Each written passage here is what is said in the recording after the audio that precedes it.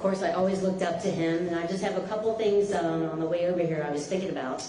And I remember growing up, you know, he wasn't a big champion in the teen years. And I remember, I think he won his first tournament at age 16. It was at Highlands Country Club. It was the Northern Kentucky Junior Amateur Championship. And so my parents were like so excited because he had a 2 or 3 shot lead with 4 holes to go. And he lost a lot of tournaments back then because he played against Steve Flesh, PGA professional, and Kirk Maddox, his good buddy. And so Bruce was on number 5. Back then, Highlands was 9 holes, and on the 5th hole, it's a par 5. So Bruce has got a couple shot lead, and we're all excited.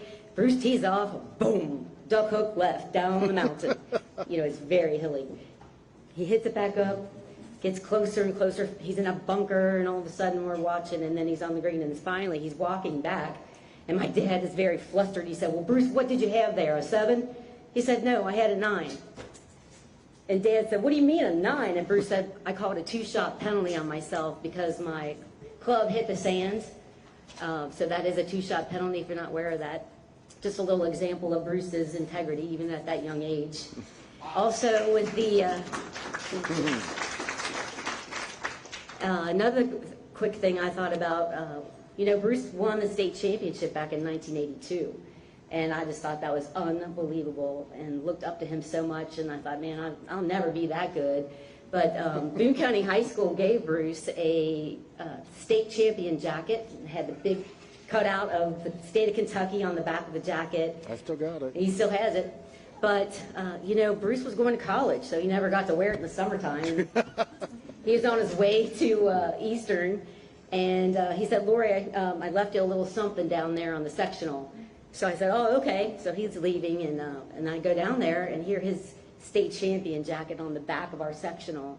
And he said, you look at that every day, Lori. And so I did for 2 years, and it worked out. So that was very inspiring. I guess there's just, I know our whole family has been so supportive of all of us, but I remember vividly playing junior golf with Bruce in Cincinnati. And we lived on a hill, so Bruce and I jumped in his old beater, his old car, and it was, you know, falling apart, I guess. But we always used to play the song, Stroke Me, Stroke Me. You remember that song? Mm-hmm. Golf is kind of funny when you're putting, you look down at the ball saying that. But we're going down the hill on Burgess Lane in Florence, and down the hill, all of a sudden, we take a right, and Bruce's door just swings wide open. I thought it was going to fall off. But the funniest part was he looks at me and he goes, did you notice I didn't flinch? It's happened before. Happened before.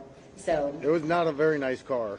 Not a very, it got you there. He was young. But the last thing I just wanted to mention, I know more than any of the golf, he's more proud of his children. He had triplets and a 4th child. And it was funny when he had the triplets, he started telling all of his buddies that he was 3-putting a lot more now. So we all got a little chuckle out of that. Yeah. So good job, bro. Well, thanks. Thanks for the golf lesson the other night. I know you had Ralph the next day, but I needed a lesson. This is Lori Eberle, my sister.